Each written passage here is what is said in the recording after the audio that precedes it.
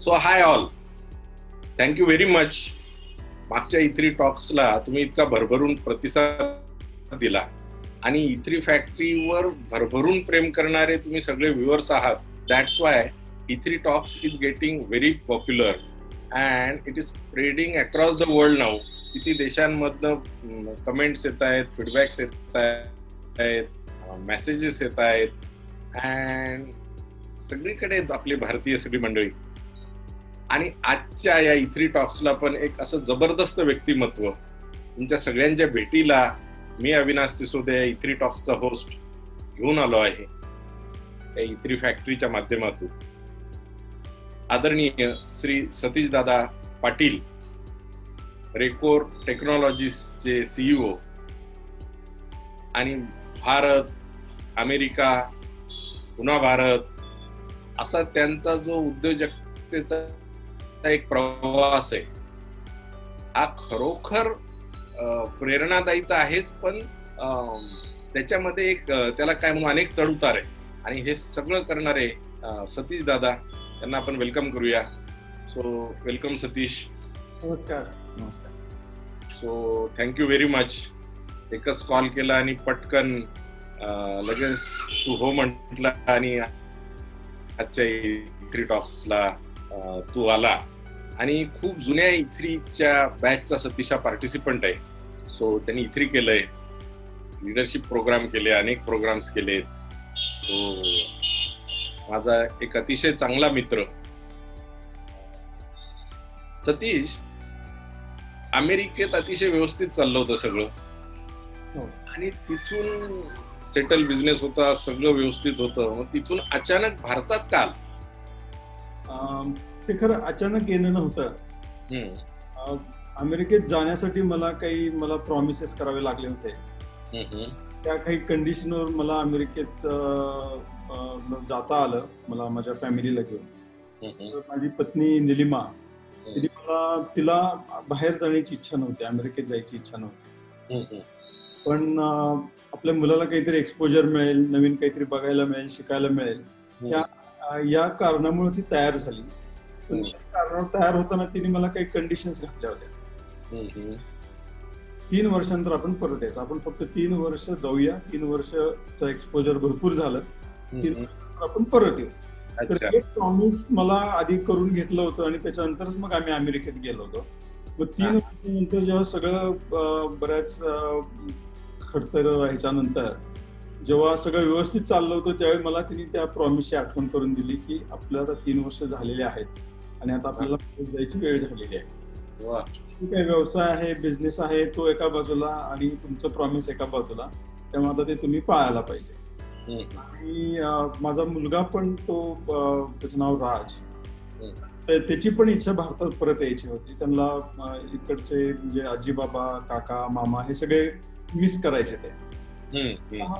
आम्ही बरोबर म्हणजे 3 वर्षांनी, म्हणजे 1 महिना पण मागे पुढे नाही, 3 वर्षांनी आम्ही परत आलो. जेव्हा मी अमेरिकेत गेलो होतो सुरुवातीला फॅमिलीला घेऊन, त्यावेळी माझ्या काही मित्रांनी जे कधी पैजा लावत नव्हते त्यांनी पैज लावली होती. तू जर भारतात गेलास परत 3 वर्षांनी तर मी तुला $10,000 देईन. $1 पैज लावत नाही, त्यांनी $10,000 पैज लावली होती आणि मला त्याची आठवण करून द्यावी लागली होती त्याला. अर्थात ते काय जे काय अग्रीमेंट होतं ते झालं नाही. $10,000 आले नाही थोडक्यात, पण तो पैज भरला.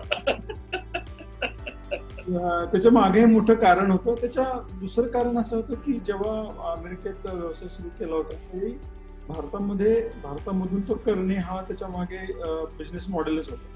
त्यामुळं त्यावेळी पुण्यामध्ये कंपनी ऑलरेडी फॉर्म झालेली होती, ऑफिस होतं, स्टाफ होता. त्याच्यामुळे परत जायचं हे ओघाने कधी ना कधीतरी होणारच होतं. त्याच्यामुळे ते म्हणजे त्याच्या मागे असं खूप काही मोठं हे करावं लागलं नाही की परत यायचं तर काही खूप मोठं ब्रेक करावं लागतंय किंवा मोठं कॉम्प्रोमाइज. पण ह्या सगळ्या अमेरिकेतल्या व्यवसायाची असेल, पुण्यातल्या व्यवसायाची जी मुहूर्तमेढ आहे, म्हणजे तू व्यवसायात कसा आलास? मी व्यवसाय तुझ्या बालपणाबद्दल, एज्युकेशन बद्दल, व्यवसायात डायरेक्ट आलास की कसं झालं? मला मला म्हणजे थोडं जोरात बोलता येईल का, किंवा आवाज थोडा कमी येतोय? हो. मला म्हणजे व्यवसाय हा प्रकार तसा काही माहित नव्हता. पण मला वेगवेगळ्या गोष्टी करायची आवड होती पहिल्यापासून. म्हणजे मी 7वीत असताना राजदूत मोटरसायकलचा पिस्टन खोलून तो परत बसवणे असे वगैरे पण कामं करायचो आवडीमुळं. तर 10वीला जेव्हा आमच्या शाळेमध्ये त्यांनी तुमचं लाइकिंग काय आहे याची जेव्हा टेस्ट घेतली, तेव्हा ते कुठेतरी तिथं लिहिलेलं होतं की तुला म्हणजे ह्याला व्यवसायामध्ये आवड आहे किंवा व्यवसाय जगतामध्ये हा जाऊ शकतो असं कुठं लिहिलं होतं, पण ते मी विसरून गेलो होतो. आणि जेव्हा मी सिव्हिल इंजिनियर आहे, सो मी माझं बी सिव्हिल झाल्यानंतर मी जेव्हा बाहेर आलो आणि थोडासा जॉब शोधायचा प्रयत्न केला त्यावेळी चॅलेंजेस दिसले. तर त्यावेळी पण असं वाटायचं की अरे कॉन्ट्रॅक्टर म्हणजे काय, तर आपण ते करून बघूया, मग कुठेतरी विहिरीचं कॉन्ट्रॅक्ट मिळतंय का बघ, असं काही काही करत होतो. त्यानंतर मला एक असं अतिशय पेटेंटेड प्रोडक्ट मिळालं की त्याला ऑटो क्लोजिंग हिंजेस म्हणतात. तर ते दरवाजाला लावलं ते हिंज की तो दरवाजा उघडला की आपोआप बंद होतो, त्याला डोअर क्लोजरची गरज नाहीये. प्रोडक्ट खूप आवडलं, मग मी ते जळगावमध्ये दारोदार जाऊन विकायचा पण प्रयत्न केला होता. आणि त्याच्यानंतर मी जेव्हा पुण्यामध्ये जॉबसाठी आलो होतो त्यावेळी एक असं कुणीतरी म्हणालं की अरे एका मोठ्या एरियाचा सर्वे करायचा आहे. तर म्हणलं सर्वे एवढं माहिती होतं, सिव्हिल इंजिनियर असल्यामुळे शिकलो होतो.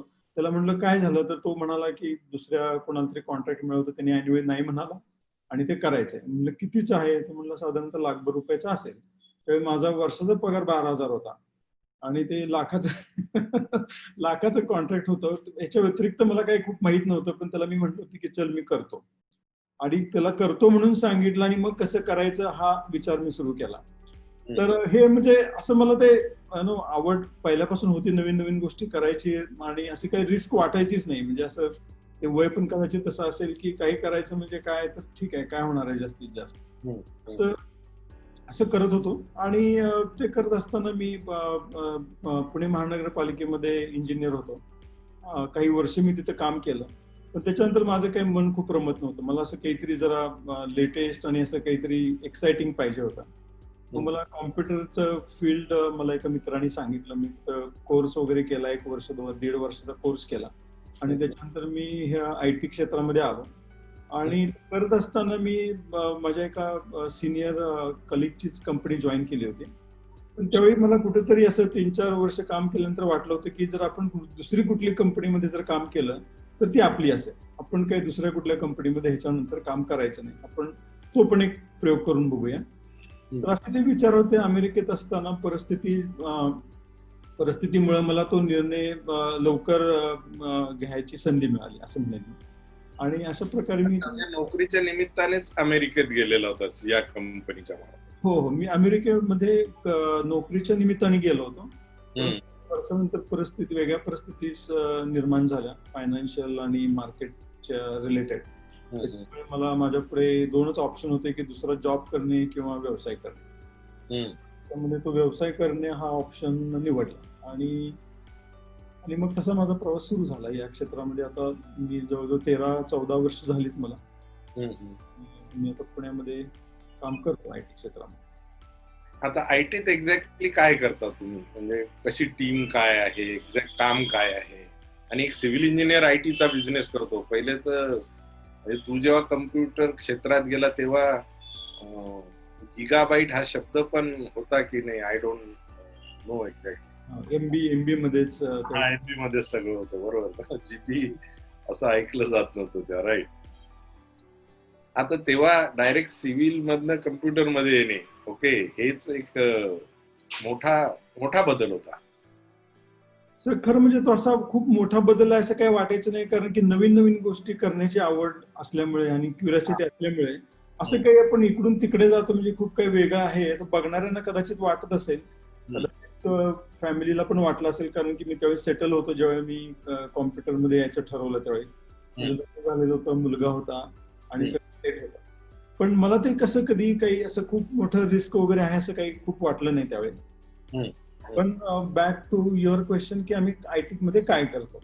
आम्ही अमेरिकेमधल्या फार्मा कंपन्यांना नवीन ड्रग रिलेटेड जे काही त्यांचा डेटा कॉन्टेंट असतं डेटा आणि कॉन्टेंट हे मॅनेज करणारे प्रोडक्ट्स आणि कस्टम सोल्युशन्स हे बनवायचं आपण प्रायमरीली काम करतो.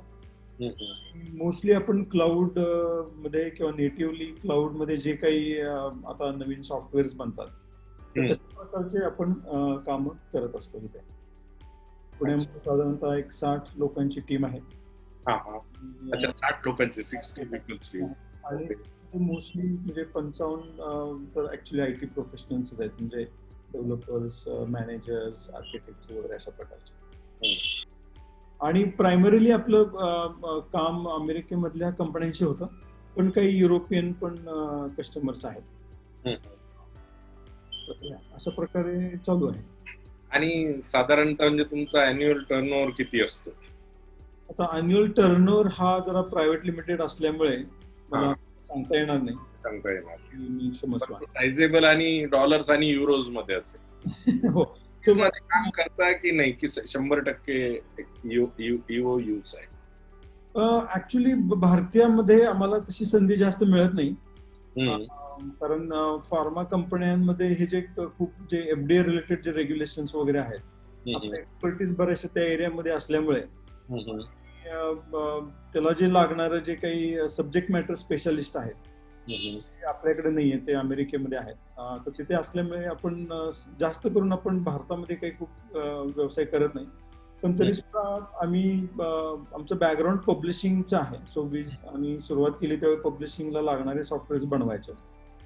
सुरुवात झाल्यामुळे भारतामधल्या काही मल्याळम, मनोरमा असेल, सकाळ असेल, अशा काही कंपन्यांबरोबर त्यांना आम्ही पब्लिशिंगचे सॉफ्टवेअर्स बनवून दिले. तो आता व्यवसाय तसा त्या मानाने कम्पॅरेटिव्हली खूप कमी आहे. तो प्रायमरीली जे आमचं काम आहे ते फार्मा कंपन्यांशी संबंधितच आहे. Okay okay. आणि हे सगळं करत असताना म्हणजे हा सेटल बिझनेस आहे आता. Okay, you are settle in India now, the business is settle, you are serving the Europeans as well as the Americans. हे सगळं करत असताना मग मला माहितीये वेगवेगळे सतीश दादांचे प्रयोग चालू असतात. थोडंसं प्रयोगांबद्दल, नवीन करण्याची ओढ असलेलं व्यक्तिमत्व आहे. किती प्रयोग झाले, किती यशस्वी झाले, काय, what is the current status मागे जर पाहिलं तर? ऍक्च्युली म्हणजे कंपनीची जेव्हा सुरुवात झाली होती त्यावेळी ती एका प्रोडक्ट मुळे झाली होती. तो प्रोडक्ट मला म्हणजे खूप अतिशय सिम्पल सॉफ्टवेअर होतं ते.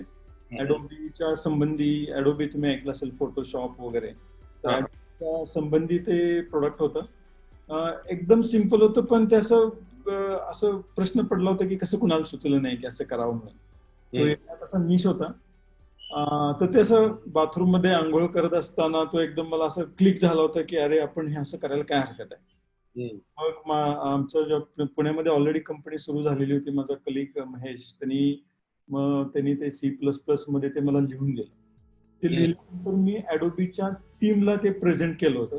आणि मला आठवतं त्यावेळी नुकतीच सुरुवात केली होती, पण ऍडोबीचे त्यांना मी कळवलं होतं की काय आहे. तर ते ऐकल्यानंतर त्यांनी बरेचसे लोक त्यांचे गोळा केले होते की अरे हे वेब मिटिंग वरून हे अशा प्रकारचं त्यांनी काहीतरी केलंय, ते तुम्ही बघा. कारण की मला असं वाटतं की काहीतरी वेगळं इनोव्हेटिव्ह केलेलं आहे आणि आपण का नाही केलं, आपल्याला का नाही सुचत, असं प्रकारे ती तिथून सुरुवात झाली होती. तर त्याच्यानंतर म्हणजे दरवर्षी किंवा दर 2 वर्षांना प्रोडक्ट बनवायचं हे आमचं DNA आहे. म्हणजे अजून पण आम्ही ते प्रोडक्ट बनवतच असतो. आणि काही प्रोडक्ट्स म्हणजे 2 महिन्यामध्येच डब्यात गेले, काही प्रोडक्ट्स वर्ष 2 वर्ष चालले, काही प्रोडक्ट्स मध्ये आम्ही खूप इन्व्हेस्ट केलं, बरेचसे एफर्ट्स इन्व्हेस्ट केले. एका लेवलला गेलो की जिथं आता it could be a real breakthrough. तिथं काहीतरी अडचणी आल्या, टेक्निकल अडचणी आल्या, काही एंगेजमेंट रिलेटेड अडचणी आल्या, त्याच्यामुळे ते काही म्हणजे पुढे जाऊ शकलं नाही. तर असे प्रोडक्ट खूप वेगवेगळे बनवले. म्हणजे पेपरवाला असेल की जिथं सगळे न्यूजपेपरचे जे एजंट्स आहेत त्यांना एकत्र करायचं. मिल्क जे ते दूध, पुण्यामध्ये जर बघितलं तर दूध आणि पेपर हे सोबत येतात, की दुधाच्या पिशव्या, कात्रज असेल किंवा चितळे असेल, तर त्यांना एकत्र प्लॅटफॉर्मवर आणायचं आणि ऑनलाईन हे पेपरमध्ये जे इन्सर्ट्स येतात, ऍडव्हर्टिजमेंट्स येतात, ती प्रोसेस ऑटोमेट करायची. असा पण मी एक मध्ये तो विषय घेतला होता. तो एका तडीला नेला होता, एका लेवल पर्यंत नेला होता, त्याच्यानंतर पुढे परसू केला नाही, कारण त्याच्यामध्ये जे काही अडचणी आल्या असतील किंवा खूप असं मोठं पोटेन्शियल वाटलं नाही. परत ईटम नावाचं आम्ही एक ऍप सुरू केलं होतं, ज्याच्यामध्ये जे खानावळीज आहेत किंवा शहरामध्ये मुलं किंवा बॅचलर्स आल्यानंतर त्यांना जे मेसेस असतात ते इझी शोधता याव्यात, असं एक 7-8 वर्षापूर्वी असं ऍप बनवलं होतं आम्ही. त्याच्यानंतर आम्ही इंडस्ट्रीला लागणारे इंडस्ट्रीयल मशीन्स मॉनिटर करायचं असं IoT डिव्हाइस पण बनवलं होतं, ते अजून पण आहे. We are still pursuing that. तर साधारण तसे 7-8 तरी आतापर्यंत आम्ही वेगवेगळे प्रयोग करून झालेले आहेत. यश असं, आता यश म्हणजे कुठल्या भाषेत मोजतो त्याच्यावर आहे, परंतु जर मला विचारलं तर मला ते दरवर्षी 2 वर्ष नवीन काहीतरी करायचा आनंद डेफिनेटली मिळाला. सो त्या दृष्टीने बघितलं तर मला यशस्वी वाटतं. परंतु फायनान्शियली आणि त्याच्यातनं काहीतरी क्रिएट करून खरंच त्याच्यामधून काहीतरी टीम निर्माण झाली, काहीतरी एम्प्लॉयमेंट जनरेट झालंय, अनफॉर्च्युनेटली तसं नाही झालंय. तर त्या पर्स्पेक्टिव्हनी बघितलं तर तसे ते खूप काही सक्सेसफुल झालेलं नाहीये. पण हा उद्योग कंटिन्युअस चालू आहे. म्हणजे आज पण त्याच्या मागे आता याचं पुढचं काय ह्याचे विचार सुरू आहेत, त्याच्यावर बरंच रिसर्च सुरू आहे आणि काहीतरी नवीन परत येणार आहे लवकरच. हा जर्नी आहे, म्हणजे हा जर्नी आणि तो केल्याशिवाय तुम्हालाही करमत नाही. आणि रॉबर्ट कियोसाकी म्हणतो की what ever you do, either you succeed or you learn. So ती लर्निंग प्रोसेस पण चालली आहे सगळ्या याच्यासोबत ऍक्च्युली ना. आज एक सकाळी खूप इंटरेस्टिंग मला एका मित्रांनी सांगितलं की 10 अशा स्टार्टअप मधून किंवा 10 प्रोडक्ट मधून एक प्रोडक्ट सक्सेसफुल होतं. पण ह्याच्याकडे हे आपण वेगळ्या प्रकारे बघू शकतो की म्हणजे मला 10 करावे लागतील तेव्हा त्यातला एक सक्सेसफुल होईल. हे खूप अतिशय इंटरेस्टिंग, हा एक बघायचा एक टोटल डिफरंट पर्स्पेक्टिव्ह मला आजच कळाला की तुम्ही असे 10 करा, त्यातला एक सक्सेस होईल. नॉर्मली त्याच्याकडे असं बघितलं जातं की 10 स्टार्टअप मधून एक सक्सेसफुल होते, म्हणजे तुम्ही फेल होऊ शकता असं एक ऍझम्पशन करून सुरू करण्यापेक्षा किंवा त्या विचारांच्या ह्याच्यामध्ये राहण्यापेक्षा की मला 10 करावे लागू शकतात. सॉरी, मी तुम्हाला मध्ये ब्रेक केलं. नाही दादा, आता तुम्ही म्हणजे भारताची पण पूर्ण कल्पना आहे, इथे खूप ट्रॅव्हलिंग केलंय तुम्ही, अमेरिकेत फिरलात, इतक्या अनेक देशांमध्ये कॉन्फरन्सेस. जो फेल्युअर कडे बघण्याचा दृष्टिकोन आहे म्हणजे भारताचा आणि आपण म्हणूया अमेरिकेचा किंवा अमेरिकन्सचा, काय फरक झाला? Any failure I am talking, okay, and also business failure.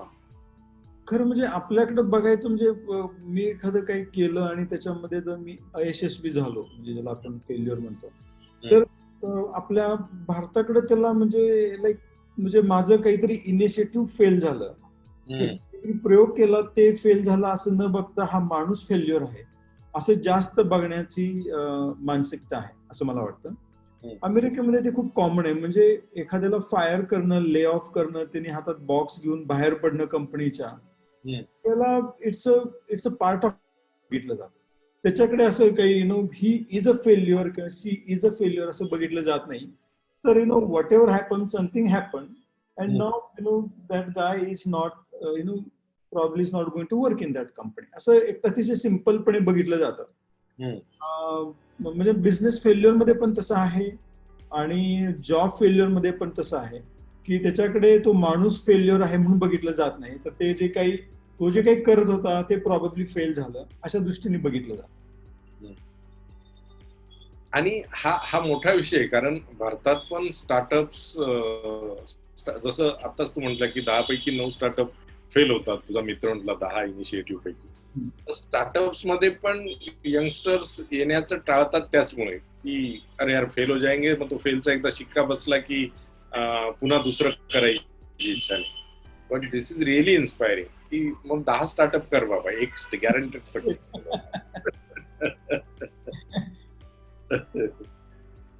दादा, पुढे काय विचार आहे आता जीवनात, मुलांबद्दल आणि पुढे जीवनात भविष्याबद्दल काय प्लॅनिंग आहे? भविष्याबद्दल प्लॅनिंग म्हणजे हा जो काही नवीन काहीतरी प्रोडक्ट म्हणा किंवा असं काहीतरी करणे, हा ती काही इच्छा अजून अशी पूर्ण झालेली नाहीये. हम्म. त्या एरियामध्ये काहीतरी नवीन असं स्टार्टअप असेल किंवा काहीतरी प्रोडक्ट असेल, मग ते कुठल्याही क्षेत्रामधलं असेल, असं आता की सॉफ्टवेअर प्रोडक्टच असेल काही नाही असं काही नाहीये. टेक्नॉलॉजी ड्रिव्हन असेल हे गिव्हन आहे. आता म्हणजे आता ह्या काळामध्ये कुठलाही स्टार्टअप किंवा नवीन इनिशिएटिव्ह घेताना टेक्नॉलॉजीला बाजूला ठेवून बघता येईल असं मला वाटत नाही. आणि कारण की टेक्नॉलॉजीमध्ये असल्यामुळे तो टेक्नॉलॉजी ड्रिव्हन काहीतरी असेल, हे काहीतरी होणार आहे. आता ते फक्त माहित नाही म्हणजे त्याला ते 10 मध्ये 1 होतंय का अजून 15 मध्ये 1 होतंय, पण त्याची काही खूप चिंता नाही, त्याच्यामुळे ते करायचं आहे. दुसरी गोष्ट असं एक म्हणजे विचार सुरू आहे की आता जे काही चाललंय त्याच्यामध्ये बऱ्याच वेळा असं होतं की आपण एखादं नवीन सुरू करतो त्यावेळी ते इव्हॉल्व्ह होत जातं. मी जेव्हा व्यवसाय सुरू केला त्यावेळी डोक्यात काही नव्हतं, खूप काही एक्सपिरियन्स नव्हता त्यावेळी, असं काही खूप स्ट्रक्चर आणि असं काही म्हणजे बिल्डिंग अँड ऑर्गनायझेशनसाठी जे काही लागतं त्या गोष्टी त्यावेळी काय खूप माहित नव्हत्या आणि विचारात घेतलेल्या नव्हत्या. आता एक 13 वर्ष झाल्यानंतर असं वाटतं की अरे आपल्याला जर समजा असं जर काही तर करायचं असेल किंवा मला जर नव्याने परत सुरू करायचं असेल तर मी कसं करेन. हा एक विचार सुरू आहे सध्या की मला जर समजा फ्रॉम स्क्रॅच करायचं असेल आज आणि मला आतापर्यंत जो काही अनुभव आलेला आहे ते करायचं असेल तर मी कसं करेन. तर त्याच्यावर बरंच म्हणजे त्याच्यावर मी बरंच सध्या आमचा चर्चा सुरू आहे, बरंच रीडिंग सुरू आहे आणि त्या दृष्टीने मी आवर्जून एक पुस्तकाचा उल्लेख इथं करेल. माइंड ट्रीचे जे फाउंडर्स आहेत सुब्रतो बागची, त्यांनी हाय परफॉर्मिंग एंटरप्रेन्योर्स एक पुस्तक लिहिलेलं आहे. ते पुस्तक म्हणजे काइंड ऑफ नवीन कंपनी जर सुरू करायची असेल तर काय काय करायला पाहिजे. आणि इंटरेस्टिंगली जेव्हा ते विप्रोमधून बाहेर आले त्याच्यानंतर त्यांनी जेव्हा माइंड ट्री सुरू करायच्या आधी त्यांनी तो तसं सगळं प्लॅन विचार केला होता किंवा ते करत असताना केला होता आणि ते सगळं त्या पुस्तकामध्ये डॉक्युमेंट केलेलं आहे. So it can be looked at as a blueprint to start a company आणि it can be any company, not necessarily IT किंवा सॉफ्टवेअर कंपनी. त्यातल्या काही गोष्टी आहेत IT किंवा सॉफ्टवेअर रिलेटेड, पण बऱ्याचशा खूप जेनेरिक आहेत. तर अशा दृष्टीने असं सध्या एक सुरू आहे की आपल्याला समजा फ्रॉम स्क्रॅच करायचं असेल तर कसं केलं जाईल, आपण कशा प्रकारे विचार करू, कुठल्या गोष्टी आधी करू, कुठल्या गोष्टी प्लॅन करू की पुढच्या 2 वर्षात 3 वर्षात 1 वर्षात करायच्या त्या. तर त्या दृष्टीने एक प्रयत्न सुरू आहे की आहे ते ठेवून एक नवीन जे काही सुरू करायचं ते त्याच्याकडं रादर देन परत पुन्हा तसंच इव्हॉल्व्ह करत जाण्यापेक्षा की आपलं जे काही एक्सपिरियन्स आहे, अनुभव आलाय त्यानुसार आपण त्याला प्रोसेसेस सिस्टीम ह्या माध्यमातून कसं करता येईल म्हणून ते मॉडेल स्केलेबल असेल, रिपीटेबल असेल आणि it can sustain and grow on its own. असं सध्या एक अजून एक सध्या इनिशिएटिव्ह घेतलेला. दादा, तुमची वेगवेगळे कोर्सेस प्रोग्राम्स करण्याची जी आवड आहे त्याबद्दल थोडंसं सगळ्यांसाठी. मला म्हणजे मला वैयक्तिक सेल्फ हेल्प खूप आवडतं. ओके. त्याच्यामुळे असे काही सेल्फ हेल्प रिलेटेड काही जे कोर्सेस वगैरे असतात त्याच्यामध्ये मी अगदी असा म्हणजे मला खूप असं काही असं कन्व्हिन्स करावं लागत नाही, कोणाला सांगावं लागत नाही की अरे असं असं आहे. मला थोडं जरी काहीतरी वेगळं दिसलं त्यातलं म्हणजे मला 5% जरी त्यातनं काहीतरी मिळणार असेल तर मी डेफिनेटली त्याला जॉईन करतो. आणि त्याच्यामधून ते असं लँडमार्क मधले बरेच लँडमार्कचे ग्रॅज्युएशन्स केलेले आहेत. लिडरशिपचा कोर्स 2दा केलेला आहे. वर्नर वेरार्ड आणि मायकल जेन्सन त्यांचे कोर्सेस मी 2 वेळा केलेला. लिडरशिप एक तर आपण सोबत केलेला आहे दादा. त्याच्यानंतर E3 केलेला आहे. So E3 was a very interesting and great experience आणि E3 वॉज मला वाटतं दुसरीच बॅच होती माझी. रिअली फन एक्सपिरियन्स आणि एंटरप्रेन्योर एक्सलन्स साठी असं त्यावेळी तर म्हणजे एकदमच तो विषय अतिशय नवीन होता आणि अशा प्रकारचं काही सपोर्ट स्ट्रक्चर किंवा असं काहीतरी सगळ्यांना एकत्र आणून वेगवेगळे विचारांचे लोक, वेगवेगळे व्यवसाय करणारे, करू इच्छिणारे असं सगळ्यांनी एकत्र यायचं आणि त्याच्यावर ओपनली डिस्कस करायचं. मनी हा विषय जो नॉर्मली आपल्या इथे थोडा प्रायमरीली घेतला जात नाही की अरे पैसे म्हणजे काय वाईट वगैरे किंवा तो मोठा आहे म्हणजे गणलेला वगैरे असं हे जे काय आहेत अशामध्ये आपण पैसे मनी हा विषय वेगळ्या प्रकारे E3 मध्ये चर्चा केली होती त्याची किंवा त्याच्यामध्ये बघितलं होतं. So it was interesting experience. So त्याच्यानंतर मी म्हणजे काही नवीन गोष्ट करायची असली तर त्याचा कोर्स करायचा हे मला पहिल्यापासून संभव, कारण की मी सिव्हिल इंजिनियर असल्यामुळे मला कॉम्प्युटरमध्ये यायचं होतं आणि त्याच्यासाठी येण्यासाठी मी बेस्ट कोर्स निवडला होता. त्यावेळेचा म्हणजे माझ्या वर्षाच्या सॅलरी पेक्षा तिप्पट फी असलेला कोर्स मी केला होता. आणि सो तो IBM आणि IIT कानपूर यांनी डिझाईन केलेला होता. पण मग जायचंच आहे तर मग असं मग त्याच्यामध्ये हे कशाला करायचं आपण, बेस्टच घ्यायचं. जर करायचं असेल तर बेस्ट करायचं, मग बेस्ट करायचं. त्याच्यामुळे तिथूनच मला ती सवय लागली. मग नवीन काहीतरी शिकायचं असलं की त्याला फंडामेंटली काय लागतंय, फंडामेंटली काय लागतं हे बघायचं एक अनदर इंटरेस्टिंग पर्स्पेक्टिव्ह मला असं वाटतं की आहे, की मला समजा एक गोष्ट करायची असेल तर त्याचा कोर्स न करता त्याला फंडामेंटली काय लागतंय हे बघा, त्याचा कोर्स करा. असं ते असे बरेच कोर्सेस मी केलेले आहेत, अमेरिकेत जाऊन केलेले आहेत. इव्हन मला माझी टीम बिल्ड करायची होती तर मी जाऊन कोर्स केला होता इन्स्टेड ऑफ सेंडिंग समवन. तर त्याच्यामुळे मला असं वाटतं की कोर्स करतच राहायला पाहिजे, शिकत राहायलाच पाहिजे. सगळ्या गोष्टी आपल्याला शिकता येतील पण कदाचित बराच वेळ निघून जाईल. जर काहीतरी नवीन शिकता येत असेल तर डेफिनेटली मला असं वाटतं की शिकत राहायला पाहिजे. खूप छान दादा, बहुत बढिया. अजून काही तुम्हाला बोलायचं असेल तर माझे तर प्रश्न संपले. मला असं म्हणजे आता आपण हे जे काही शेअर करतोय ते आपले फेलो E3न्स आहेत किंवा त्यांचे कोणी फ्रेंड्स असतील जे एंटरप्रेन्योरशिप मध्ये इंटरेस्टेड आहेत, E3चे कोर्स करू इच्छितात. तर मला असं वाटतं की काही गोष्टी आपल्या इथे आपल्याला खूप लवकर समजत नाही. त्याच्यामध्ये एक गोष्ट अशी आहे की मार्केटिंग हा अतिशय महत्वाचा विषय आहे आणि मार्केटिंग आणि सेल्स हा वेगळा विषय आहे. आणि एंटरप्रेन्योरला सेल्स कमी आला तरी चालेल पण मार्केटिंग चांगलं यायला पाहिजे. He should be a good marketeer.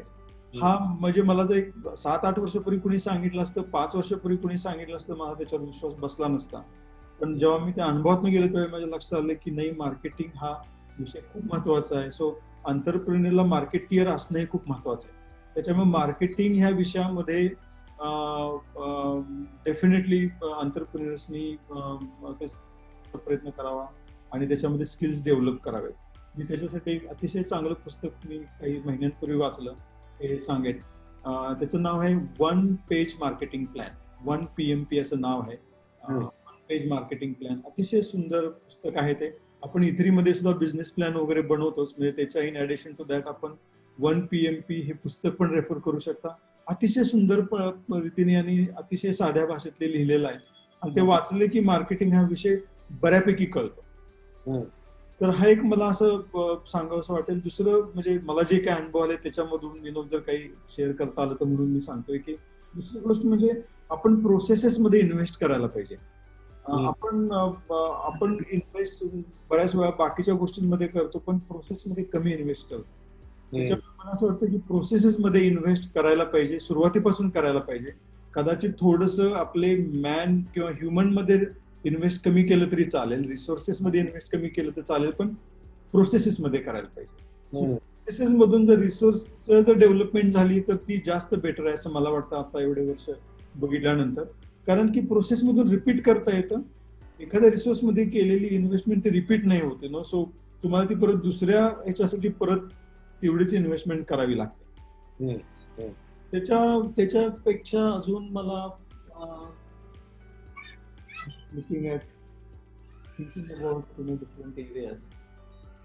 I think so say marketing विषय बोललो, इन्व्हेस्टिंग इन प्रोसेसेस बोललो. आणि हा दुसरी एक गोष्ट इंटरेस्टिंग जी मला आता रिसेंटली आणि खूप अतिशय सक्सेसफुल एंटरप्रेन्योर्स आहेत पुण्यामधले. he has exited from a very big company, listed company. He happened to be very good friend. तर त्यांच्याबरोबर मी डिस्कस करत होतो की जेव्हा नवीन इनिशिएटिव्ह करताना वगैरे, तर त्यावेळी त्यांनी मला सांगितलं की को फाउंडर हा अतिशय महत्वाचा विषय आहे. आणि त्यांनी मला अतिशय आवर्जून सांगितलं की तू जे काही आता नवीन करशील त्याच्यामध्ये को फाउंडर पासून सुरुवात कर. अच्छा. को फाउंडर अतिशय आवश्यक आहे. तुम्हाला being an entrepreneur you need a को founder. You need a co-founder, someone like you. Someone, if you start a sentence, he can complete the sentence. Someone like that. Someone who is willing to work at 25%, his current, म्हणजे समजा आता मी 1 लाख घेत असेल तर 25,000 रुपयांमध्ये काम करायची तयारी असलेला को फाउंडर पाहिजे. त्या को फाउंडरची अशी तयारी असली पाहिजे की 3 वर्षानंतर हे सगळ्याच्या सगळं ड्रेन मध्ये जाऊ शकतं, कोलॅप्स होऊ शकतं, ही माहिती असून त्याच्यामध्ये येणारा अशा प्रकारचं पाहिजे. आणि मी त्याला अतिशय म्हणजे मला ते खूप अपील झालं. आणि I could see in my experience की it's very important, it's must for an entrepreneur to find a co-founder, someone on these lines. कारण की म्हणजे बऱ्याच गोष्टी आहेत माझ्या पर्सनल ह्याच्यामध्ये आलं की देर विल बी कधी कधी अशी स्टेज येते की वेअर यू फील लोनली.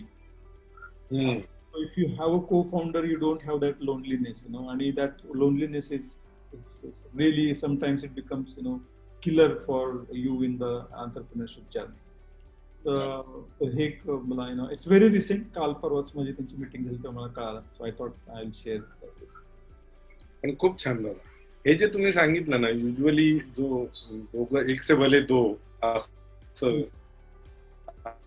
आपण आपल्याकडे म्हणतातच, पण ते जे दोघं आहेत ते त्यांनी शोल्डर टू शोल्डर उभं राहून तो ब्रँड बिल्ड करणे, ते ऑर्गनायझेशन बिल्ड करणे, आणि पुन्हा ऍज यू सेड की हे सगळं समजा उद्या ड्रेन झालं 3 वर्षानंतर तरी पण पुन्हा उभं राहणे आणि पुन्हा चालू करणे. ओके, अशी ताकद आहे, तोच तर खरा entrepreneur. Face of all failures जो फ्युचर मध्ये उभं राहून ऑपरेट करतो तोच ट्रू एंटरप्रेन्योर.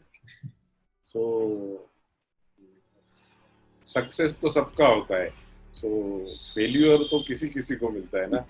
लकी होते हैं उनको ही फेल्यूर मिलता है. कारण ज्याला जेवढं फेल्युअर मिळेल तेवढाच ब्रेक थ्रू त्याच्यात लपलेला असतो त्या फेल्युअर. अगदी म्हणजे 100 पट मोठा. प्रत्येक फेल्युअर मध्ये there is a lot to learn and that learning. आणि असं दिसतं की अरे आपण शिकलोच नसतो, जर फेल नसतं झालं ते आपल्याला शिकायलाच मिळालं नसतं. मे बी त्या लेवललाच रिटायर होऊन गेलो असतो कदाचित. गुड, खूप मजा आली दादा. मला thank you very much. Thank you and thank you all. तुम्ही सगळ्यांनी अगदी शेवटच्या मिनिटापर्यंत हा E3 टॉक्स पाहिला त्याबद्दल तुमच्या सगळ्यांचे धन्यवाद. आणि हे आता तुम्ही बघितलं, तुम्हाला आवडलं, हे सगळ्यांपर्यंत पोहोचू देत. Okay, so let us forward it to all the people you know. Thank you very much. Thank you दादा. Thank you. All the best to community. Yes, thank you.